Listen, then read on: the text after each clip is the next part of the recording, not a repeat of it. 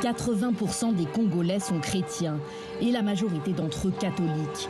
Le rapport Sauvé, rendu public ce mardi en France, est passé inaperçu dans le pays, mais pas auprès des dirigeants de l'Église congolaise. Ces conclusions n'ont ainsi pas surpris l'abbé Kalanga.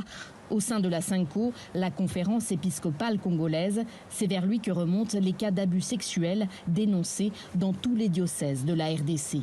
À un certain moment, on a cru que c'était une affaire d'ailleurs.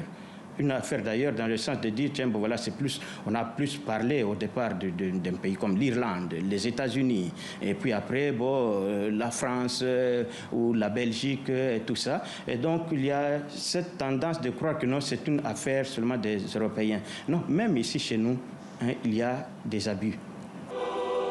L'Église catholique ferait ici son possible, assure le prélat, pour suivre les recommandations du Vatican et lutter contre ce fléau. Le pape François a ordonné que des structures de signalement soient mises en place dans tous les diocèses du monde pour recueillir la parole des victimes. La SYNCO essaierait d'appliquer ces directives et se dit prête à sanctionner les agresseurs. Depuis plus de 25 ans, l'ONG Lisadel défend les droits des femmes et des enfants en RDC. Elle reçoit environ 1500 signalements d'abus sexuels par an. Parmi les personnes dénoncées, des prêtres ou des laïcs qui travaillent pour l'Église.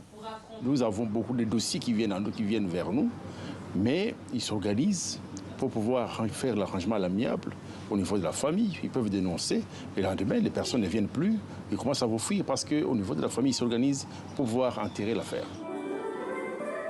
Dans les faits, donc, rares sont les dossiers qui aboutissent à une condamnation pénale ou à un bannissement de l'Église pour les prêtres mis en cause.